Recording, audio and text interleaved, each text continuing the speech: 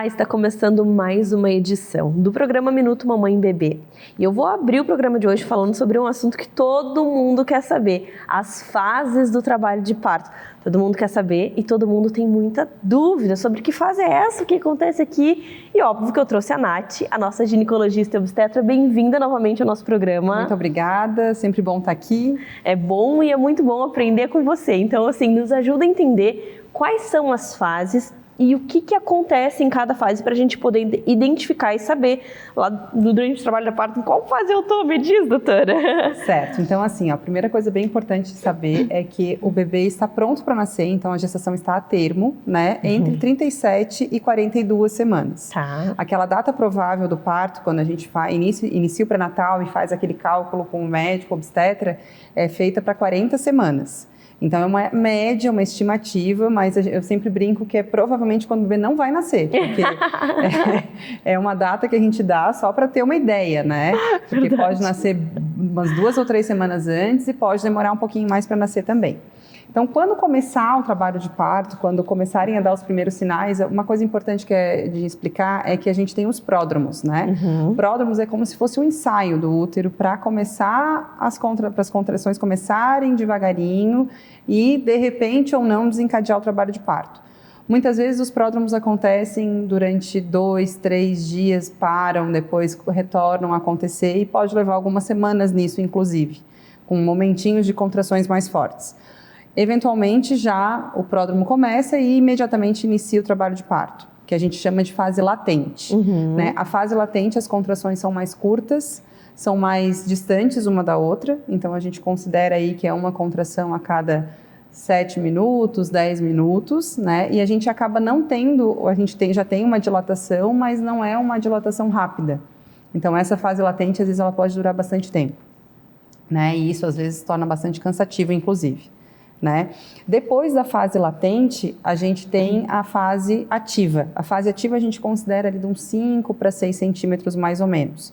Normalmente aí as coisas já estão começando a ficar mais pretas assim, né? A gente já começa a ter contração bem intensa, já é um momento que a paciente já está querendo ir para o hospital, já está começando a ficar desconfortável de verdade, né?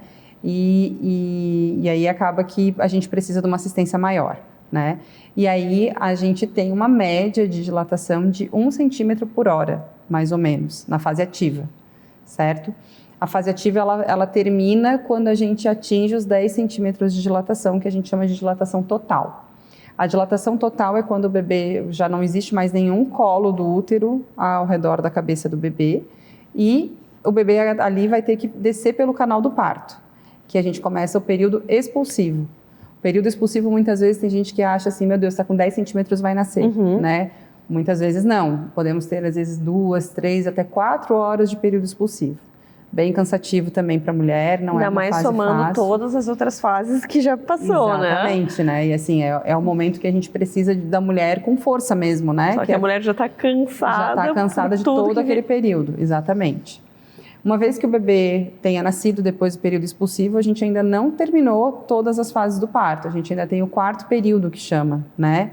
O 4º período é um período super importante, que eu sempre até explico para as pacientes, assim, que eu ainda faço questão de ficar junto com a paciente durante aquela hora pós-parto, que é a hora onde as coisas mais difíceis podem acontecer, que a gente precisa que a placenta saia, a gente precisa que o útero contraia, a gente precisa revisar muitas vezes o períneo para ver se houve alguma laceração, alguma coisa para a gente poder corrigir, né? E é uma fase que realmente é quando as complicações acontecem, né?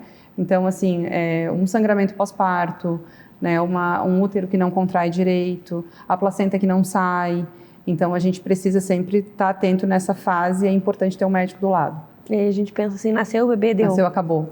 Exatamente. Só que aí vem um outro momento extremamente importante que a gente precisa do médico ali atento, porque olha quanta coisa tu citou que pode acontecer, que interessante saber desse 4º período, né, Nath? E assim, às vezes a gente acaba o parto, fica todo mundo ali conversando, vendo o bebê, mas assim, a equipe, né, o médico, obstetra, enfermeira obstétrica está sempre atento a esses detalhes, né? Então, avaliar o útero, ver o sangramento, ficar de olho nessas questões para poder assistir a paciente se for necessário. Claro.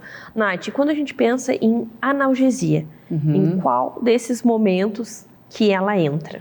A analgesia, ela deve ser realizada sempre que a mulher solicitar, né? Em qualquer fase? Não, na realidade, assim, a gente tem momento certo de fazer a analgesia, né? Uma analgesia bem feita, ela resolve um trabalho de parto, assim como uma analgesia realizada no momento inoportuno, ela pode colocar a perder o trabalho de parto se for muito precoce.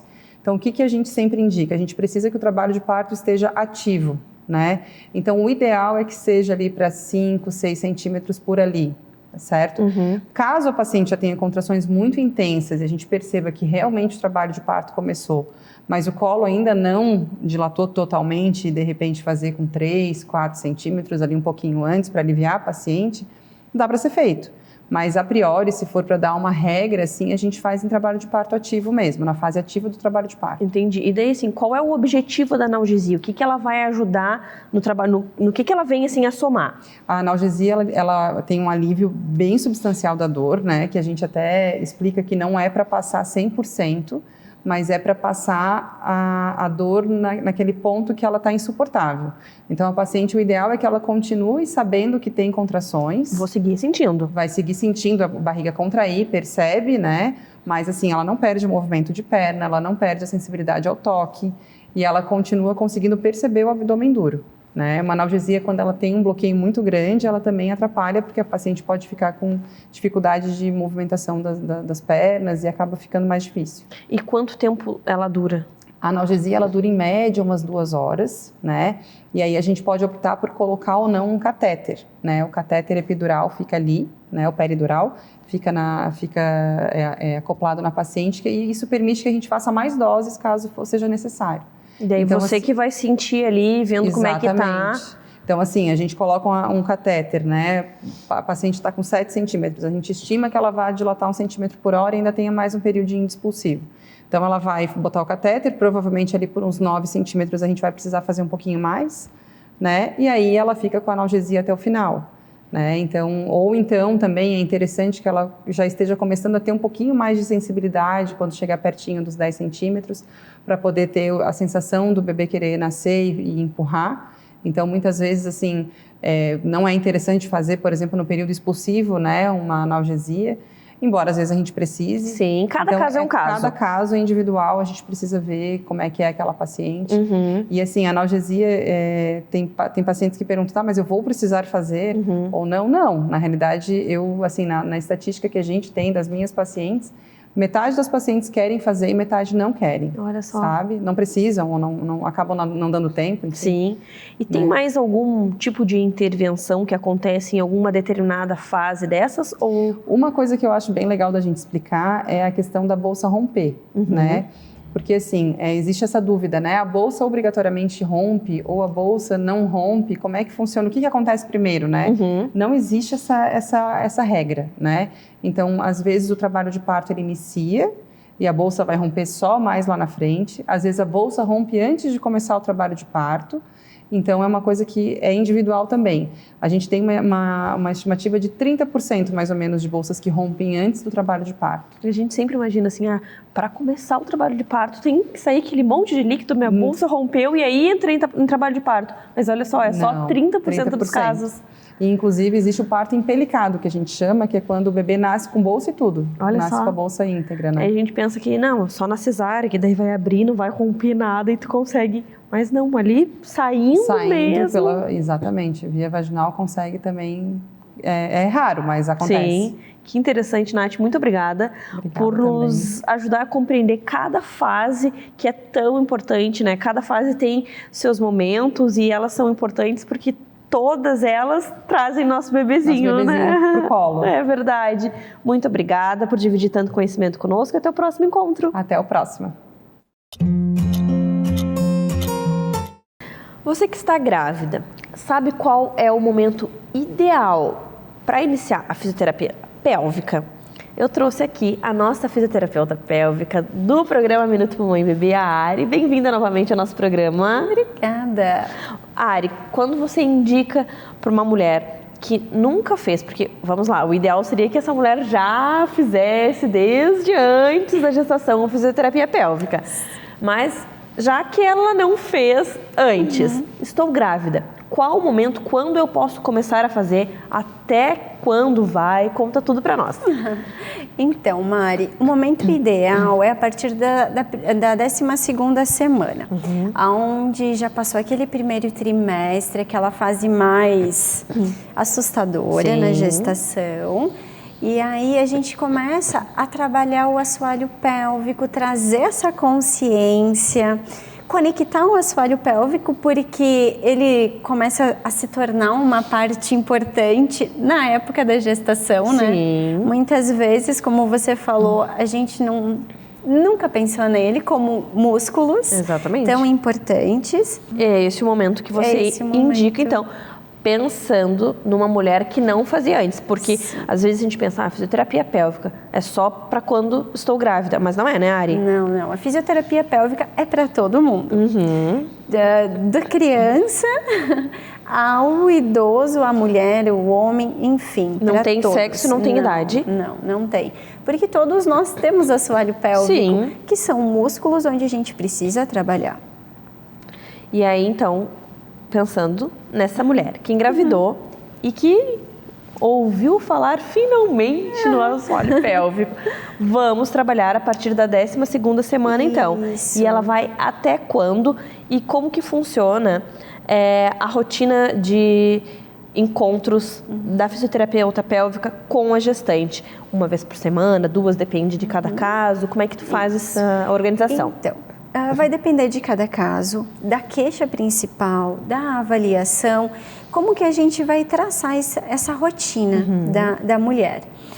Porque a gente vai trabalhar o corpo dela como um todo. Todas as alterações da gestação precisam ser trabalhadas nesse momento, não só o assoalho pélvico dela. Então, nesses primeiros trimestres, a gente vai trazer essa consciência para o assoalho, alinhar as alterações e já ir começando a direcionar o preparo do parto. Ali, por 36 semanas, aí a gente começa com o foco em respiração, tudo para preparar para o momento do parto, onde a gente vai ensinar a relaxar esse assoalho pélvico, as melhores posições para ela ter o bebezinho, para que esse momento seja lindo. Com certeza, porque assim, eu já ouvi muitas pessoas falando que quando a gente faz a fisioterapia pélvica durante a gestação, lá para a hora do parto, a gente tem consciência do corpo, porque a gente pode ajudar e a gente pode atrapalhar. Então, assim, no momento que era para eu fazer força, eu tô contraindo. No momento que... Então, faço tudo errado, Ari. Sim. E aí, nessa questão, na fisioterapia pélvica, a gente trabalha realmente isso, essa consciência, estar presente no momento, saber o que eu posso fazer, o que o meu parceiro vai fazer junto comigo, porque é importante demais o pai estar junto ali, porque é o apoio principal, né? Ou quem for participar desse momento. Lógico, tem que ter alguém ali que depois de até a própria fisioterapeuta, daqui a pouco tá umas mamães te chamando, eu quero você comigo, você vai me ajudar no meu parto. Sim, várias físios acompanham o parto e ali a gente vai trazer essa consciência para o parto, saber o que vai acontecer contigo, não ser um susto. Com certeza. E ser um parto, tentando ser um parto mais rápido, mais tranquilo. E Ari, a gente fala muito na fisioterapia pélvica para quem quer o parto normal. Porém, quem faz uma cesárea ou quem não quer parto normal de jeito nenhum, já entendi, vou esperar o momento do bebê, mas vou fazer cesárea. Também tem que fazer, porque você vai treinar, movimentar, exercitar o local que vai segurar o bebezinho. Então não interessa a via de parto, não interessa o que vai acontecer na hora do parto. Agora, pensando na gestação em si e no corpo todos, aumentando a cada momento. Sim, porque na fisiopélvica a gente trabalha o assoalho pélvico. Imagina, o nosso corpo está acostumado com um peso. Lógico. E aí tudo aumentou ali, de uma hora para outra. O nosso assoalho pélvico vai forçar da mesma forma. Depois que esse bebê nascer, dependendo da via de fato, pode ter alterações nesse assoalho. Então, por isso a gente faz esse trabalho tanto, porque muitas mães também se preparam por um parto natural, tudo, e o bebê resolveu vir por cesárea.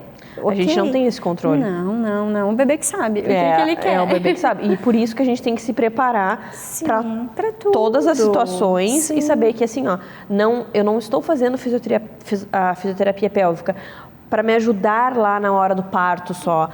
É para te dar qualidade de vida durante a gestação também e para quando o bebê sair, você está ali com o seu corpo ok, né? Sim, e o pós-parto ser melhor. Porque tem toda essa alteração do assoalho pélvico durante a gestação que a gente tenta controlar para o pós-parto. Ter esse retorno mais rápido, ter essa força, voltar ao normal mais rápido, né? E o que acontece numa sessão de fisioterapia pélvica? Então, a gente vai trabalhar, depende a fase, depende a queixa principal. Vamos trabalhar sim o assoalho pélvico da mulher, fazendo fortalecimento ou relaxamento. Também vamos trabalhar exercícios. Muitas vezes a mulher precisa estar lá para relaxar a musculatura que tensionando, está com algumas dores.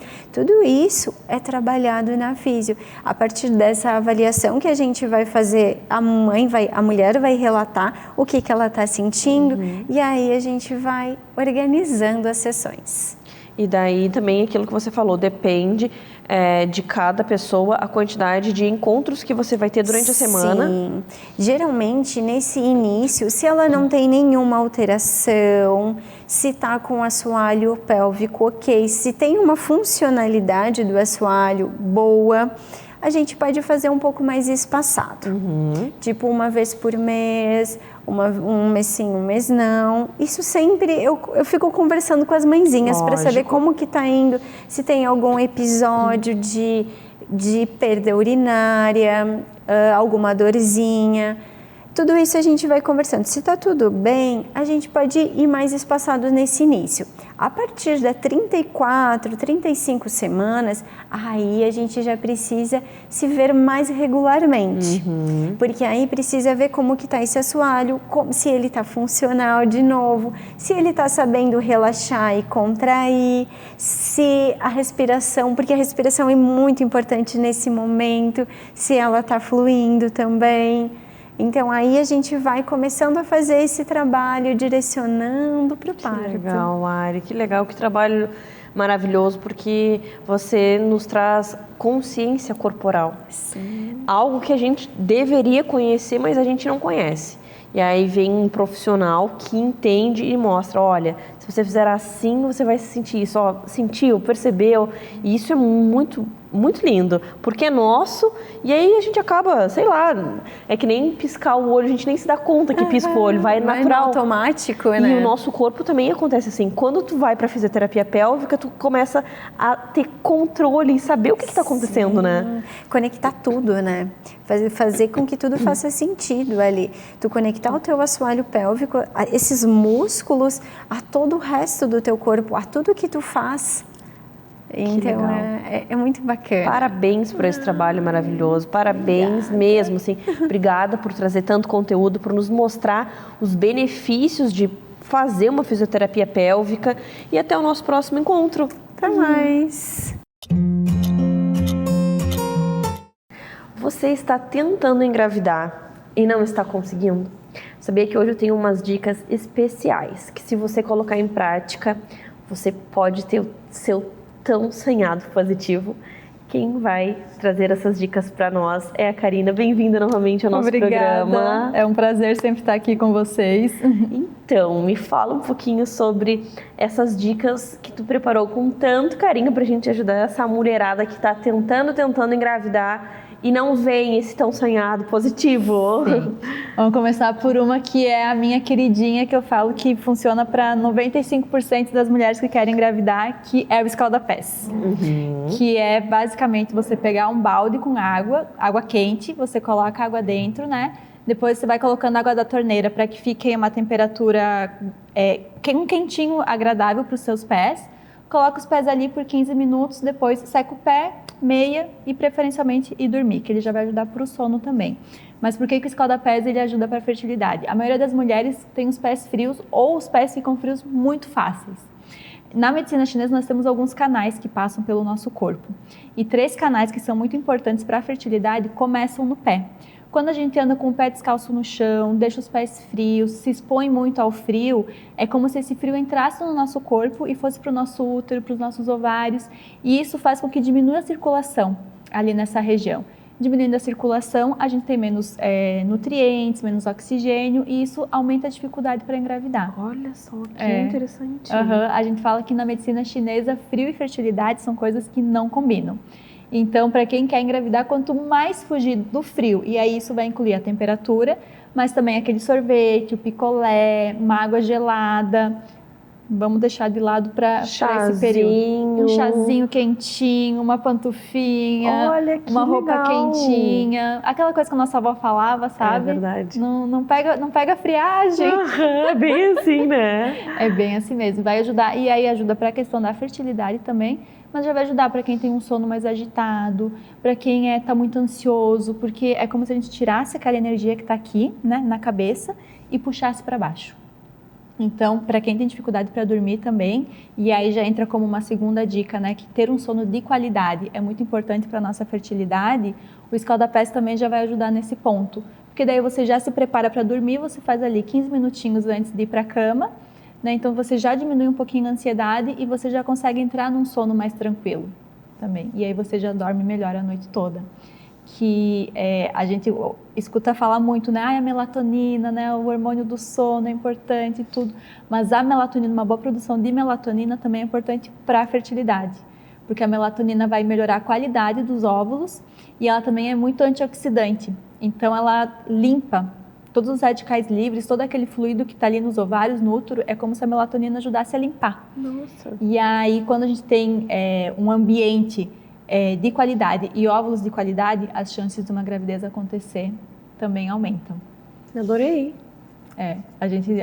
Coisas que a gente nem imagina e que tem tudo a ver mesmo, faz muito sentido, a gente fica pensando, eu estou aqui boba com tanta informação, quero mais dicas. Então, vamos lá. A terceira dica seria reduzir ao máximo, né, ou se conseguir retirar o consumo de cafeína em geral, que aí nisso inclui o café, bebidas energéticas, guaraná, o chá verde, o chá preto e bebidas alcoólicas, porque tanto a cafeína quanto o álcool, eles aumentam a produção de radicais livres, que é como se fossem toxinas ali no nosso corpo, né? E aí eles vão prejudicar essa qualidade de óvulo, porque a gente sempre começa lá atrás, né? Eu não estou conseguindo engravidar, estou tentando isso, mas a gente tem que voltar lá para onde tudo começa, que é óvulo e espermatozoide, né? Então, quanto melhor for a qualidade desses dois, maiores são as chances de ter uma fecundação, de formar um embrião e a gestação acontecer. Então aí entra papai também. Com certeza. O tentante masculino. Masculino, exatamente. Todas essas alterações de estilo de vida e tudo que eu acabo falando aqui serve tanto para a mulher, mas também serve para o homem. Porque para você ter formar um embrião, para você ter um bebê, é metade pai, metade mãe, né? A gente tem que ter óvulo e espermatozoide e essa conta é 50% cada um. Então, a qualidade do óvulo e a qualidade do espermatozoide é de igual importância. Então, os dois têm que cuidar nesse sentido. Porque às vezes acaba ficando a mãe correndo, tentando fazer de tudo, e corta isso, e corta aquilo, melhora aqui, melhora ali. E o pai lá, tomando Coca-Cola, tomando a cervejinha, tomando bastante cerveja, e nem aí, dormindo super mal também. E daí que qualidade que tem esse espermatozoide também. Sim. Aí a mãe tá lá fazendo tudo certinho, então realmente é uma conta que tem que ser, né? Tem que ser balanceada. Exatamente. Porque por mais que às vezes, né, apresente a mulher que tem uma endometriose, um ovário policístico, alguma coisa assim, que é um fator que dificulta, mas a gente, independente disso, tem que voltar atrás e sempre pensar em óvulo e espermatozoide. E para o homem acaba sendo mais rápido e até um pouco mais fácil, porque a cada 3 meses todo o estoque de espermatozoides é renovado. Então, de 3 em 3 meses renovou. Na mulher não tem isso, né? Com os óvulos que nós nascemos, a gente só vai diminuindo, né? Então, aí a gente vai cuidando dessa qualidade e aí a gente tem um cuidado a mais longo prazo, né? E para o homem, são 3 meses bem cuidadinhos, que eu falo, né? De cuidar desse estilo de vida. A gente já renovou todos os espermatozoides dele e aí são espermatozoides de uma melhor qualidade. Olha só. Então, sensacional. É bem importante cuidar para os dois, né? Se os dois fazerem escalda-pés, os dois irem dormir mais cedo. E aí vai entrar a questão da alimentação, que também serve para os dois, né? Quanto mais a alimentação for uma alimentação de qualidade, uma alimentação de verdade, com alimentos de verdade, que são coisas que você consegue plantar e comer, que não são coisas que você compra e você olha na lista de ingredientes e tu fala, nossa, mas que nome é esse que eu não conheço, né? Então, não, foge desses... Tem tanta coisa gostosa, né? A gente pode fazer tanta comida boa, a gente demora mais, mas pode ser também um momento, assim, do casal junto, preparar a alimentação, sabe, de conexão, e aí depois faz tudo bonitinho, e depois tenta fazer o bebê, né? Então, assim, se for montar um plano, assim, vai dar positivo, porque vai mudar todo o estilo de vida, não vai, vamos comer uma pizza, pede, sabe, cheia de, sei lá, o que coloca, um monte de produtos e molho industrializado, enfim. E aí come a pizza, olha um filme, dorme lá no sofá mesmo. Então, assim, muda realmente a qualidade daquele casal, né? E outra coisa, se você for parar para pensar, nesse estilo de vida que você quer um bebê? Exatamente. Com esse tipo de alimentação, com essa rotina, que você não consegue um tempinho para você fazer uma atividade física, não é verdade? Já é um momento para a gente repensar e rever tudo, né? Sim, exatamente, porque é o que eu falo, pro novo chegar, pro bebê chegar, você tem que abrir espaço na tua vida para ele chegar. Se a tua vida está toda ocupada, se a tua agenda está ali de hora em hora com atividades, que você não tem tempo nem para você mesma, como que vai ter espaço para um bebê chegar na sua vida? E aí, né, algumas mulheres falam, não, mas quando eu engravidar, vão mudar, vai ser diferente. Mas por que não mudar antes? Claro. Por que não, né, já começar essa mudança, melhorar tudo isso, e aí sim, quando o bebê vier, tu já vai estar, né, equilibrada, já vai estar saudável, e aí a gestação vai ser consequência disso. E uma coisa importante que tu falou é essa conexão com o casal, né? Porque às vezes essa jornada, né, passa mês, e eu falo assim que mês após mês é um tombo, né? Quando você leva o negativo, aí tu cai e aí você tem que se levantar de novo. Então, é desgastante para o casal, às vezes gera muito conflito. Então, criar esses momentos de conexão é muito importante. É muito importante, porque tem casal que às vezes está tentando engravidar e ao mesmo tempo está pensando em se separar, né? Porque eles estão brigando, discutindo, colocando a culpa um no outro. Mas a culpa é tua, a culpa é minha. No momento em que tem que se juntar, nós dois queremos. Eu quero muito ser mãe, você quer muito ser pai. Então, a gente tem que se juntar e não jogar contra um do outro, né? Exatamente, as duas jogando junto, né? O que a gente pode fazer para melhorar? Não, a gente vai conseguir na hora certa, eu tô contigo, vamos preparar um jantarzinho gostoso, depois a gente olha um filme legal, rapidinho, depois a gente namora, sabe? Então, mudar até a qualidade de vida, criar essa conexão do casal. Poxa, vocês estão juntos por quê? Lá no começo era diferente, né? Resgatar esses momentos que tinha no começo e que são atropelados pela rotina. Sim, completamente. E se perde, né? E às vezes aí o casal fica tão focado nisso, né? Do quero engravidar, que esquece do casal mesmo, né? De um olhar pro outro e às vezes fica nessa coisa, nossa, mas eu não tenho tempo, né?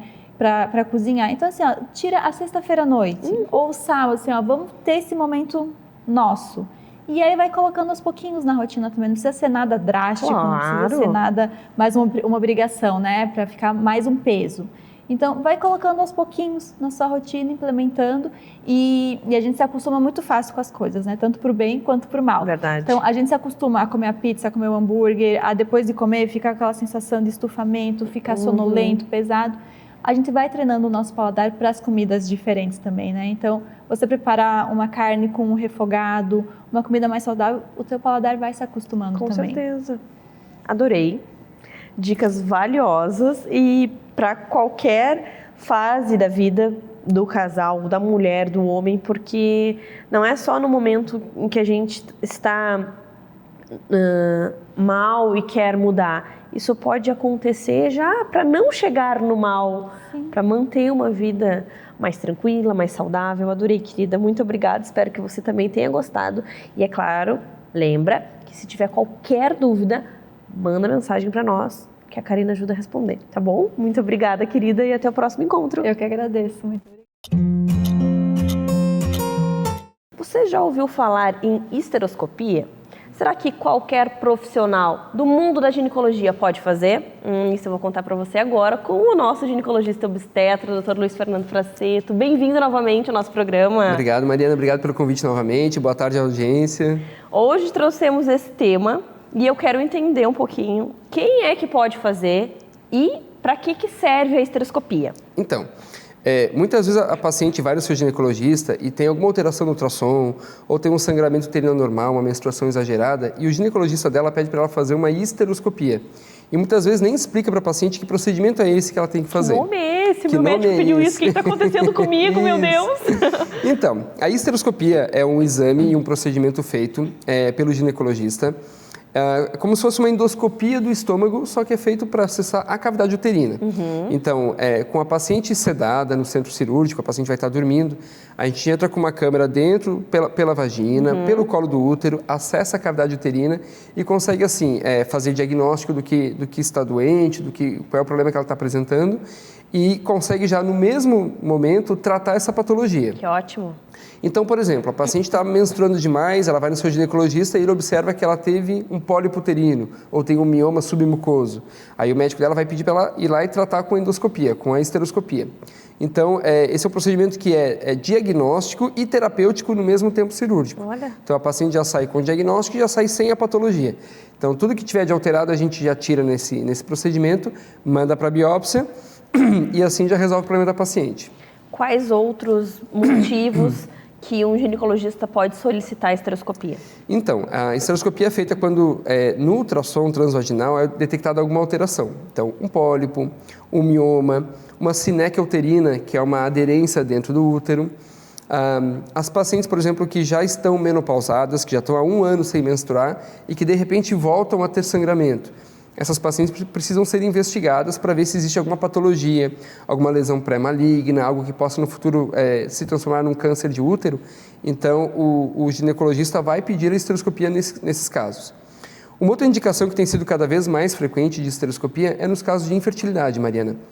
Então, aquela paciente, aquele casal que não consegue ter filhos ou que engravida, mas tem abortamentos de repetição, que não consegue segurar as gestações, elas têm indicação de fazer esteroscopia para avaliar a cavidade uterina, ver se ela tem um formato normal, se não tem nenhuma aderência, se não tem nenhum pólipo, se não tem endometrite, se não tem uma inflamação na camada interna do útero, tá?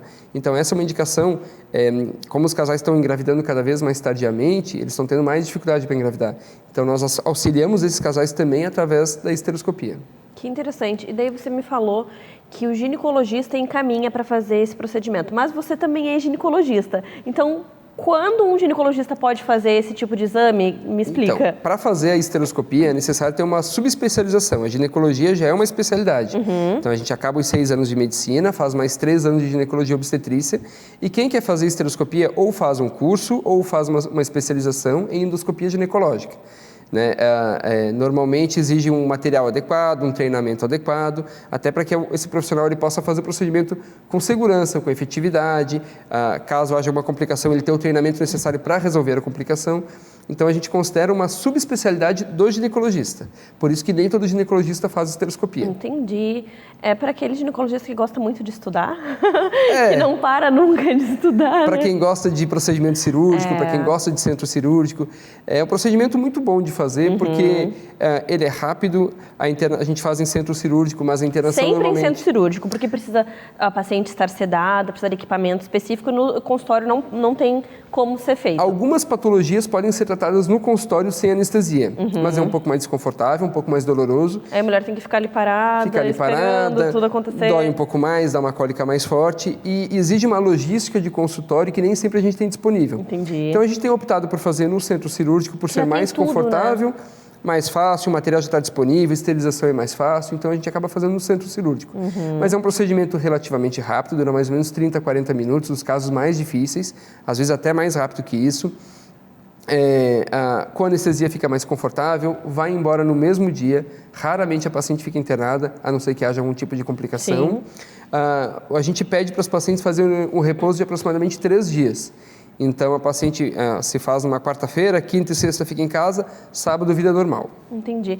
E uma vez que a paciente fez esse procedimento, ela precisa refazer ou ela pode depois fazer algum outro tipo de exame para ver se está tudo ok lá por dentro? Tem algum tipo de retorno? Algumas poucas patologias necessitam de uma reabordagem cirúrgica. Então, por exemplo, paciente que tem grandes miomas, que querem engravidar e precisam preservar o seu útero, e tem muitos miomas da cavidade uterina, a gente tira uma parte dos miomas num tempo cirúrgico, planeja uma segunda ida ao centro cirúrgico depois de 6 semanas para retirar o restante. Paciente que faz lise de sinéquias, por exemplo, quando tem aderência dentro do útero, isso impede a paciente de engravidar. Então, muitas vezes a gente faz a lise das sinéquias, né, resolve essas aderências e depois retorna ao centro cirúrgico depois de 1 mês e meio para ver se ficou ainda alguma sequela, ver como é que ficou a cavidade, para depois liberar para engravidar. Entendi. E daí, para ela ver, ela tem que ver com a esteroscopia. Ela não pode ver, por exemplo, com ultrassom transvaginal? Não. Nesse tipo de patologia mais complexa, normalmente um segundo tempo com a esteroscopia é necessário. Entendi. Então, a gente sempre prefere entrar com a câmera novamente, olhar o útero por dentro, ver o que ficou de lesão ainda, ver se precisa retirar mais alguma coisa, para depois liberar ela para o seu ginecologista. Entendi. E toda vez que o médico faz a esteroscopia, a gente orienta ela que retorne com o seu ginecologista, com o laudo, com a biópsia, para daí dar o seguimento ao tratamento. Ah, que interessante. E existe a possibilidade de estar fazendo um ultrassom transvaginal e ali enxergar alguma coisa, ou para enxergar algo tem que ser mesmo com a esteroscopia? O exame de ultrassom é um exame de triagem. Então, é um exame que normalmente, por exemplo, se a paciente tem um sangramento uterino anormal, está menstruando demais, tem sangramentos assim de muitos dias em grande volume, o ginecologista vai começar a investigação fazendo o ultrassom transvaginal. Nesse ultrassom transvaginal, se for detectada alguma patologia, por exemplo, um pólipo ou um mioma, aí que ele vai encaminhar para fazer a histeroscopia, que é o procedimento um pouco mais invasivo. E daí como é que se faz essa retirada? Por meio de pinças especiais, material especial, é um material muito fino, são lentes de grande aumento, é um material geralmente importado que a gente usa para poder fazer a retirada dessas doenças. Com a câmera ali dentro, com a câmera vai olhando tudo e... É uma endoscopia como se fosse do estômago, né? No estômago o médico entra com a câmera, filma o estômago por dentro, vê o que tem de lesão e tira. É a mesma coisa, só que a gente faz todo por vias naturais, pela vagina, pelo colo do útero, não tem ponto, não tem sutura, não tem corte, super tranquilo. Nossa, que legal, adorei. Que interessante, parabéns por essa especialização, que eu tenho certeza que ajuda muitas pessoas. E espero que você tenha gostado, entendido um pouquinho sobre esse tema que eu também não tinha muito conhecimento e agora já estou expert. Talvez eu faça uma especialização sobre também. Obrigada, doutora. Obrigado, até o Mariana, próximo pelo encontro. Convite. Obrigado, até mais. Como é que está a relação aí na sua casa? Com o seu filho, com a sua filha? Você se sente conectada com ele? Hoje a Paty, a nossa psicóloga infanto-juvenil, trouxe esse assunto para abordarmos. Paty, que interessante a gente falar um pouquinho sobre isso, porque a gente pensa, poxa, é natural a gente estar conectado com o filho, a gente dá atenção para o filho, mas sabemos que com a rotina do dia a dia, com todas as atividades que os pais têm, acaba que os filhos ficam mais na televisão, enfim. E aí, às vezes, apresentam comportamento agressivo, e aí você leva para o psicólogo e o psicólogo descobre que o problema é a falta de atenção que esse filho está tendo em casa. É isso, Paty? Bem-vinda, nos ajuda a entender. É isso que acontece, Mari. Você estava falando que é natural a gente pensar que pai e filho tem que estar conectado, né? Isso acontece muito quando a criança é muito pequenininha, né? Que a gente vai percebendo quais são as necessidades que o bebê tem, e são necessidades muito básicas, assim, né? De comida, de banho e de afeto, até por conta de que é um bebê, a gente está mais próximo, tem mais esse contato físico. E aí essa criança vai crescendo e as coisas vão mudando, né? E aí os pais passam por algum motivo, se distanciar emocionalmente dessa criança. Passam a não entender mais qual é a necessidade que esse filho está tendo. E essa criança também encontra outras maneiras de se comunicar, né? Porque ela começa a falar, ela começa a se comportar, né? E aí ela vai também passando por outros ambientes que não é só dentro de casa, vai para a escolinha, né? Vai se relacionando com outras pessoas. E vai se expressando também nesses lugares. Então, como eu já falo sempre aqui no programa, quanto mais pequenininha a criança é, mais comunicação ela vai ter através do que ela faz, através do comportamento dela. e também chega muita criança no consultório com comportamentos desafiadores, né? Mostrando uma certa irritação, uma certa irritabilidade, uma certa agressividade. Os pais não sabem. Raiva. Isso, e os pais não sabem de onde vem. Então, depois de uma avaliação, né, depois de toda uma investigação, tem famílias que sim, que a gente acaba percebendo que esse comportamento vem por uma necessidade de atenção. Porque é dessa forma que a criança acaba encontrando de comunicar que ela precisa ser vista por esses pais. Porque, às vezes, olha só, o problemão que pode ocorrer. A criança apresenta o primeiro comportamento agressivo e ela é punida com um comportamento agressivo, sendo que o que ela quer é amor e atenção. Então, ela faz mais. Sim. Porque vira um círculo. Até ela não sabe como que ela vai chamar a atenção, que ela vai conseguir essa conexão, que ela vai conseguir esse abraço. Quanto mais coisas erradas ela faz, mais ela se distancia. Então, ela vai ficando perdida.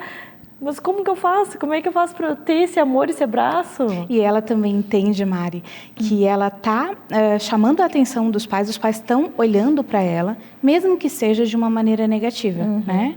Então, ela tende a repetir esse comportamento porque é a única forma que ela percebe que ela é olhada, né? Que ela é vista, que todo mundo para e olha para ela. Então, isso acaba reforçando o comportamento dessa criança.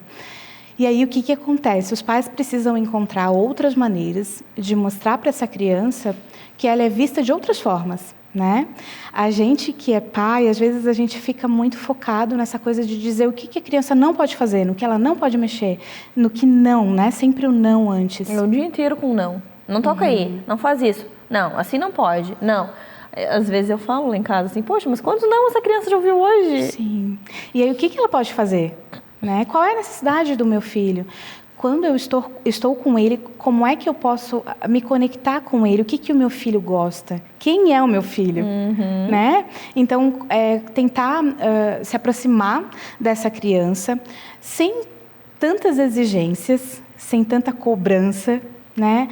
E com um pouco mais de afeto, porque a gente se conecta através do afeto, através de fragilidades, né? Quando essa criança percebe que ele também pode fazer algumas coisas erradas, mas que ele não vai deixar de ser amado, que ele vai ser compreendido e que vai ser corrigido, mas não através de punição, né? Vai ser corrigido através de consequências, através de um acolhimento. E aí, depois disso, essa criança pode, sim, olhar para esses pais e perceber e entender qual é o direcionamento que ela vai ter, né? O que ela pode fazer, então? E aí, essa autoridade vem de uma maneira espontânea. Não porque esses pais querem mandar e a criança obedecer, mas sim por causa dessa presença, desse vínculo que é criado ao longo do tempo, né? Com essa dedicação, com esse comprometimento. E alguma dica para que aconteça essa conexão? Porque às vezes pode vir até de uma criação. Eu não tinha isso da minha mãe e eu sou assim, eu não consigo me conectar. Eu amo, mas amo do meu jeito. Por que tem pais assim? E como mudar, cortar essa origem, assim? Isso é bem difícil a gente falar como mudar, né, Mari? Mas precisa ter uma disponibilidade de uma mudança de postura mesmo, né? De perceber o que a gente fez até agora que a gente não quer continuar fazendo ou o que fizeram com a gente que a gente gostaria de modificar. Então, muitos pais que vêm para mim, eu até encaminho para a psicoterapia também, porque mudar hábito, mudar uma forma de se relacionar não é fácil. Não. Né? Precisa de um processo aí também com esses pais para que eles consigam ter uma mudança de postura e conseguir acessar esse filho, né? Então, sim, muitos pais precisam de um processo de psicoterapia também para conseguir mudar essa maneira como eles estão se relacionando com os filhos.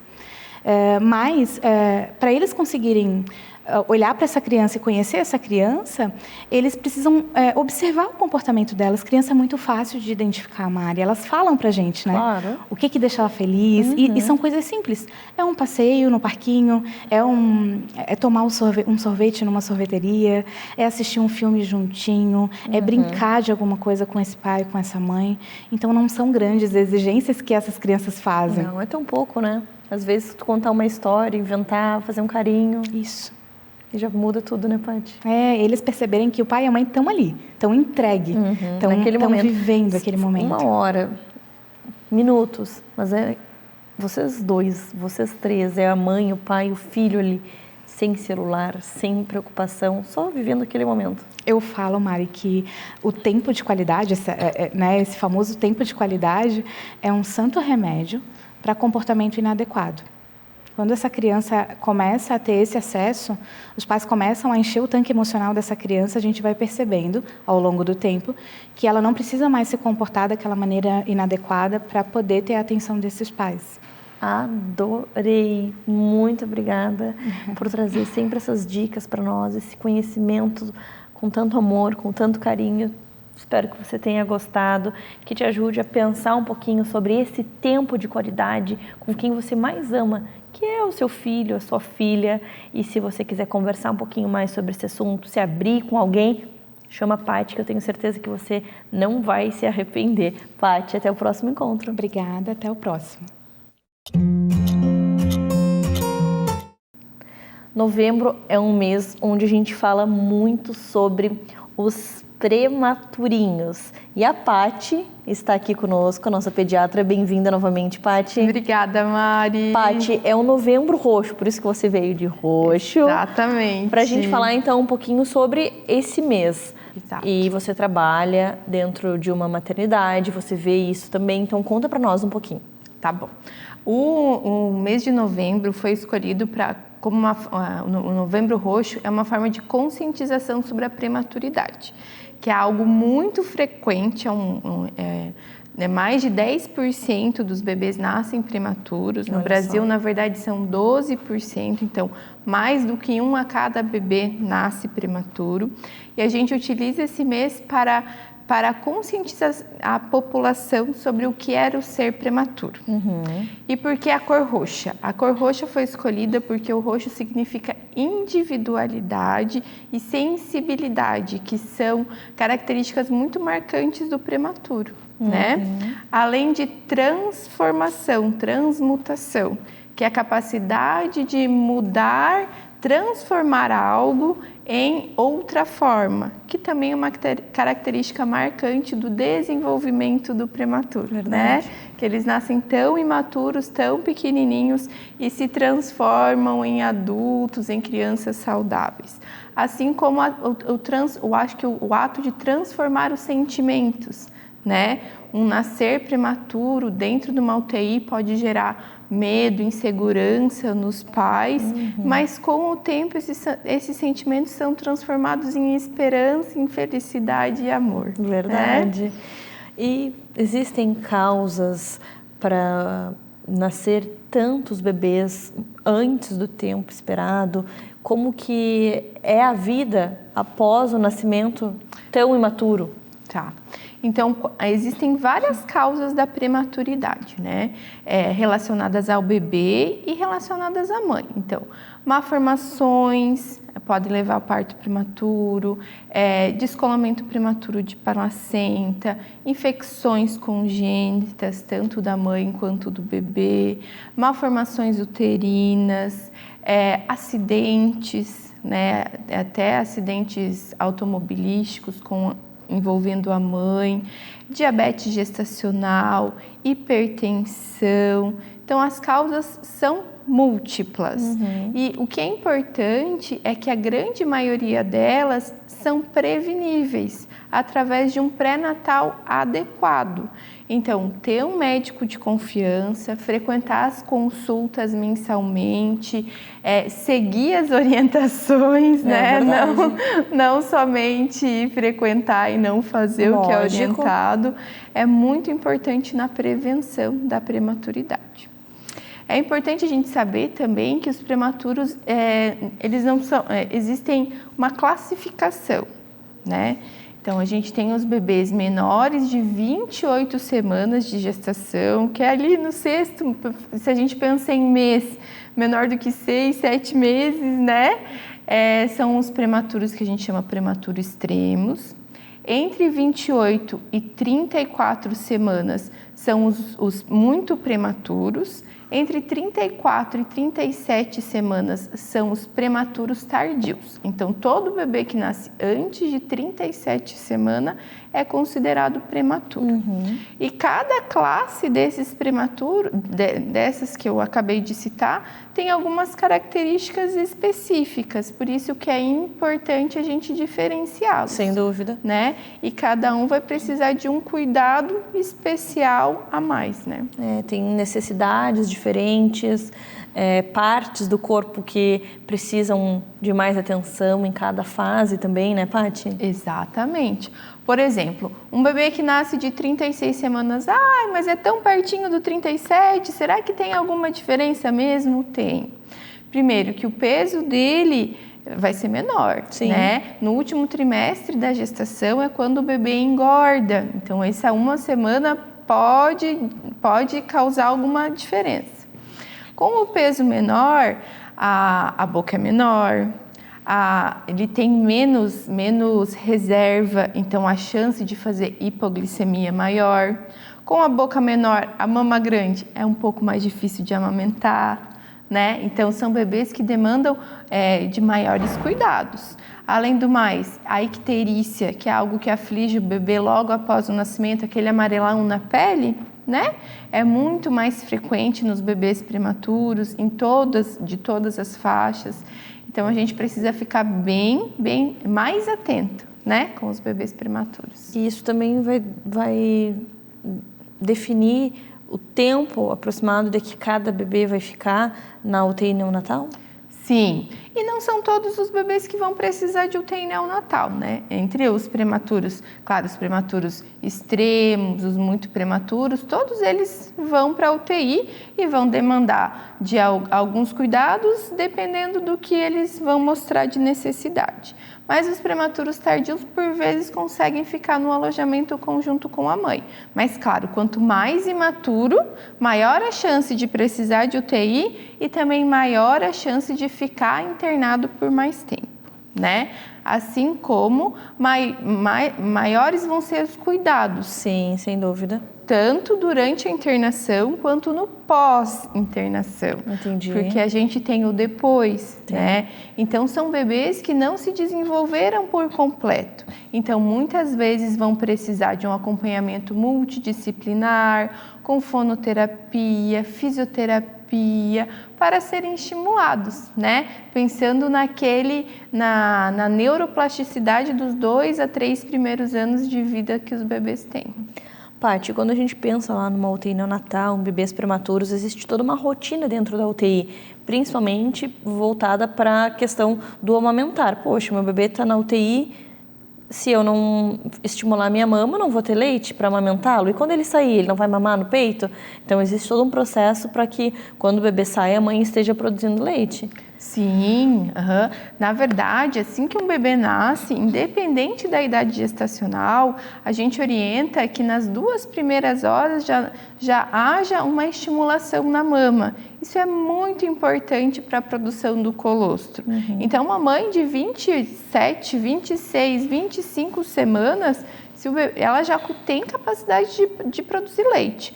Às vezes, não toda a demanda que o bebê precisa, né? Até porque a internação pode ser estressante. Então, por isso, tão importante a doação nos bancos de leite, né? A gente usa muito esses leites doados para os nossos pequenininhos. Olha só que importante, Paty. Obrigado por trazer esse tema, obrigado por esse trabalho incrível que você faz com esses pequenininhos. Obrigada. Adorei, espero que você tenha gostado. Se ficar com alguma dúvida em relação aos prematuros, parto prematuro, atendimento no UTI neonatal, entre em contato com o nosso time, com a Paty, que ela vai nos ajudar a entender mais sobre esse assunto. E até o próximo encontro. Até! Agora nós vamos falar sobre doenças que acometem os meninos. Isso mesmo, aquela parte íntima do menininho. O pênis, o pinto, como você chama em casa? Não sei, mas o nosso cirurgião pediátrico veio falar sobre isso, sobre doenças penianas. É isso, doutor? Isso, Mariana. Então, assim, a gente sabe que gera muita dúvida entre as mães. Às vezes as mães acham que o pênis do seu filho é pequeno, ou também existem doenças que levam para o pediatra e daí o pediatra, durante a consulta ali, o acompanhamento, né, já encaminha para um cirurgião pediátrico. Então, assim, quais são essas doenças recorrentes e por que a mãe acha que o pênis está pequeno? Existe um padrão esperado, doutor? É bem oportuno esse tema, porque é uma queixa frequente no consultório, tá? É difícil você ter um pênis que não tenha nenhum tipo de problema, tá? Mas alguns que merecem uma atenção maior, que pode precisar de cirurgia, tem que ser avaliados. Um deles, que faz com que a família pense que a criança tenha um pênis pequeno, por exemplo, é o pênis embutido, né? Então, o pênis, a haste dele fica escondida no meio da pele ou da gordura. Até a gente explica no consultório, é como se fosse uma ilusão de ótica. Se você pega e veste a haste peniana como se fosse um vestido ou uma saia dessa forma, ela vai parecer menor do que se ela estiver vestida como uma calça. Então, às vezes, essa conformação de pele faz com que pareça ser pequeno em repouso. Entendi. Mas quando ele está ereto, ele vai para o tamanho que tem que ir. Um dos grandes problemas em relação a isso é quando vem acompanhado da fimose, que foi tema que a gente abordou da vez passada, e que você tem que ter cuidado na hora da cirurgia, porque a cirurgia não pode ser a cirurgia de fimose. Porque se eu faço a cirurgia de fimose, eu tiro pele, e aí vai colocar mais embutido ainda esse pênis. Olha só. E aí você precisa fazer uma plástica peniana, é diferente o procedimento, né? Às vezes, o pênis embutido é consequência de uma cirurgia de fimose, porque ou retirou muita pele, ou porque fez a cirurgia de fimose em quem já tinha um pênis embutido. Que e aí você delicado. tem que resolver, tá? É uma coisa que acontece. Então, se você tem dúvida do tamanho peniano, é interessante você ir conversar. Claro. Tá? Não precisa ter vergonha disso. Nada, né? Muito frequente também esse quadro no pré-adolescente, principalmente aqueles que têm obesidade, algum excesso de peso. Muitas vezes o fato da gordura se acumular no Monte de Vênus, que é aquela região onde nascem os pelos pubianos, faz com que o pênis pareça menor em repouso. Tem crianças que chegam depressivas, não conseguem se expressar bem na sala de aula, ou brincar, nadar, por exemplo, não troca de roupa na frente de ninguém, porque tem vergonha. Verdade. Então, é bem frequente isso também. Por isso que eu acho muito importante esse acompanhamento com o profissional, porque às vezes eu tive uma menina ou sou mãe de primeira viagem e é complicado, nós não sabemos tudo. E por isso que o profissional que trabalha nessa área é quem vai te dar o norte. Isso. Existe um outro quadro que é o megaprepúcio, né? Então, a pele ali que está cobrindo a glande, ela é muito grande e ela é estreita na ponta por conta da fimose. De maneira que, quando ele vai fazer xixi, acumula a urina de tal maneira que, às vezes, precisa apertar como se estivesse ordenhando para que a urina saia completamente e não fique acumulada ali ao redor do pênis, entre a pele, né, e o pênis ali dentro. Então, esse é um outro quadro que, muitas vezes, já na criancinha pequena, de meses, você já vê. É uma alteração de pele, realmente, que você precisa mexer. E aí mesmo a mãe ou a criança tentando baixar a pele, essa pele não baixa? Não baixa porque tem um estreitamento na ponta, né? É a associação da fimose com um excesso ainda maior de pele. Então, só cirurgia mesmo. Com uma mesmo? conformação, só cirurgia mesmo. E se por um acaso a criança não faz a cirurgia? Com o passar do tempo... Pode começar a fazer infecções frequentes da região, que são as chamadas balanopostite. Porque a urina não é para estar ali dentro em contato com o órgão, é para ela sair. Isso, e ela ali dentro cresce a um meio de cultura para crescimento de bactérias e começar a complicar. Eventualmente até fazer um quadro de infecção urinária, como uma cistite, que é a inflamação da bexiga, ou até mesmo uma pielonefrite, que é a inflamação e infecção do rim. Olha que perigo. Propriamente dito. Às vezes a pessoa fica, não vou pela estética, e acaba indo pela dor, pela complicação que a malformação vai causar, né, doutor? A grande questão é não ter dúvida e não ter vergonha. Você não precisa ter vergonha do médico. O médico está ali para te ajudar. Vocês veem todo dia, né? Não tem muito essa história de que, porque eu não vou porque ele vai achar que eu não sei de nada. Que a nossa obrigação é ajudar, é procurar esclarecer, tá? E é muito frequente, porque às vezes você tem pessoas que só tinha menina e apareceu menino. Então, é frequente dizer, olha, não sei por onde vai. É difícil, né? Então, vamos conversar. Eu acho que é importante para a criança. E a criança se sentir segura com o médico.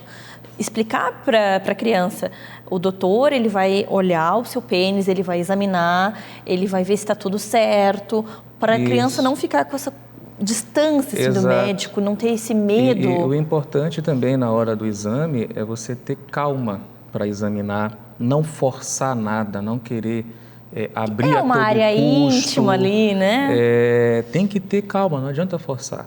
Né? É verdade. Vai devagar, tem que ir ganhando a confiança. Doutor, mais alguma doença que acomete o pênis que a gente pode falar?